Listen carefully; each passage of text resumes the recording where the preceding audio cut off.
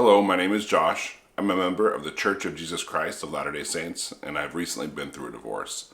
Thanks for coming back to my channel. Today I'd like to talk to you a little bit about the principle of self-care during divorce. Now, I was a person who did not do a good job of self-care. Actually, to be honest with you, I really didn't understand it until really my ex and I started going through some pretty rough marital problems, and so we were in counseling, and the counselor was the one who taught me about self-care. So I learned some of the principles of self-care prior to divorce, and I was okay about doing the things that I needed to, but it wasn't until the divorce that I really began to lean heavily on self-care as a way to provide myself with the strength to kind of keep going. And I'll talk a little bit about a couple principles, but first I'm going to discuss what self-care is for me. For me, there's several things that go into self-care.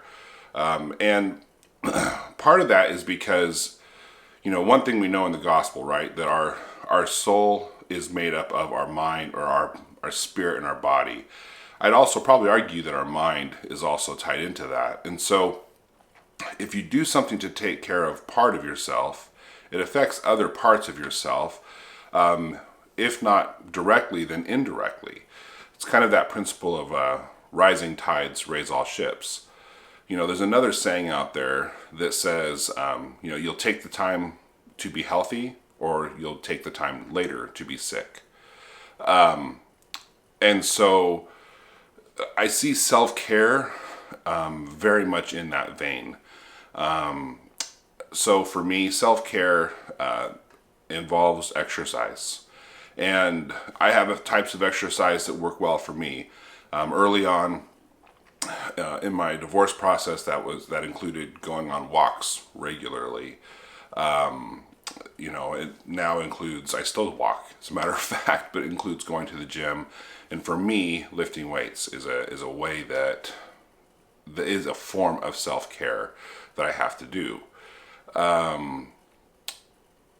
Listening, I would actually say communing with the Lord every day is part of my self-care, and that's scripture study, or doing the Come Follow Me lessons, listening to gospel-centered music, praying. All these types of things are part of my self-care routine. Now, to be clear, that doesn't mean that all day, every day, all I do is listen to church music and conference talks and read the scriptures. Not at all. I just try to make sure that every day I have some sort of communion with the Lord. And that can come in any number of ways. Now that temples are open again, it's going to the temple is a way is a form of self-care for me. Another form of self-care for me is meditation. Just taking time to meditate and feel my feelings and work through the feelings that I have. That for me provides a lot of internal care. Learning how to process my emotions. That was something I had to learn how to do. Some people, I think, naturally do that well. I didn't. I had to learn how to do that. I don't know that I'm perfect at it still at this point, but I've learned much better how to process my emotions, and to deal with them so that they heal, especially the hurt emotions, so that they heal. But these are the types of things that for me are self-care. And there's also some things that are, I would call it more like fun, but they're part of my self-care routine. It's picking up a little hobby here, finding an interest there, and researching something online something I've always wanted to know about. And it could be any number of topics, and kind of digging into it and kind of feeding my intellectual curiosity. And that doesn't directly have anything to do with, healing the pain of divorce, but it gives me a release temporarily from that, And it's nothing negative. It's just something that gets my mind away from it for a little while, which I think is healthy also. Especially because divorce can be so all-consuming at times. I mean, the whole process of it all could just feel like it's taken over your life. So finding a way, or several ways, to just temporarily escape in a healthy way is really positive. And for me, that is a form of self-care. So a couple lessons about self-care that I've learned. And I think the first and most important one is that self-care is a proactive thing, not a reactive thing. I think a lot of times when I really notice that, like, you kind of have your trajectory where you're going up and you feel like things are getting better and better and better, and then they kind of come down. One of the things that I've learned as I'm coming down, if I take an honest assessment of myself, I realize that my self-care has been lacking. That I have not been reinforcing my own self.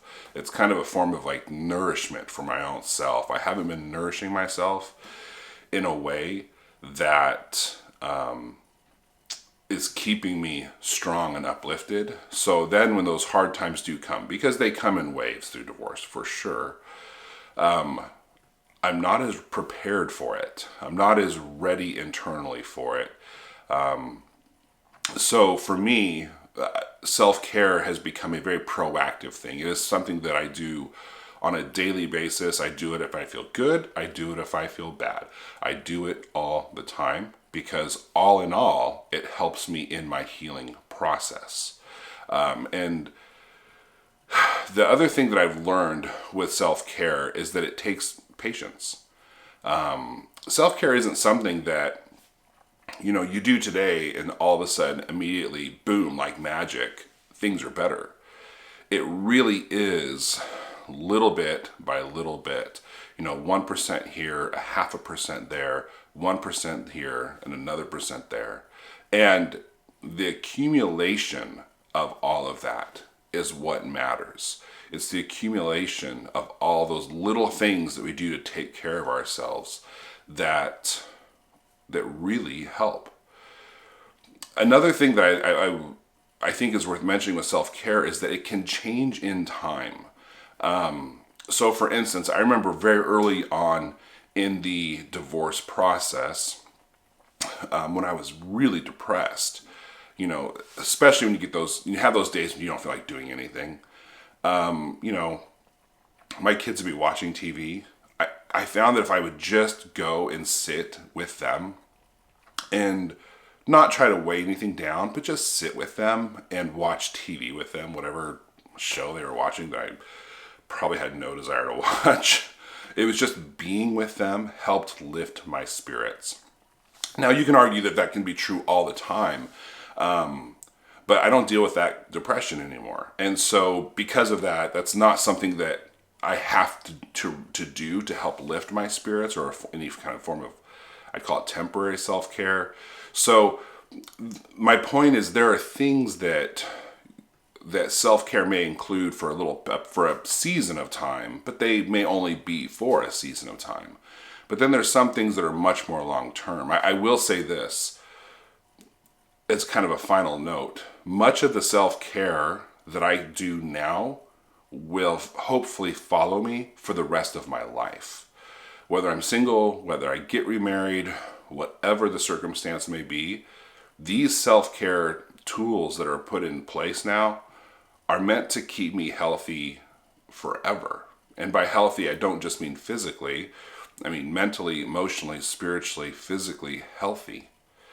And that's the benefit, right? So through this divorce process, I've learned how to better take care of myself so that I can be a better version of myself. And that better version of myself is better able to heal, to be resilient to the things that I deal with now.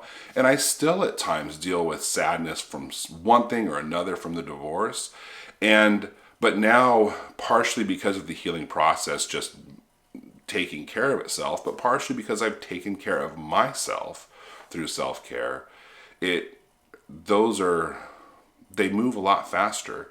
And it also enables me to have a brighter hope for the future.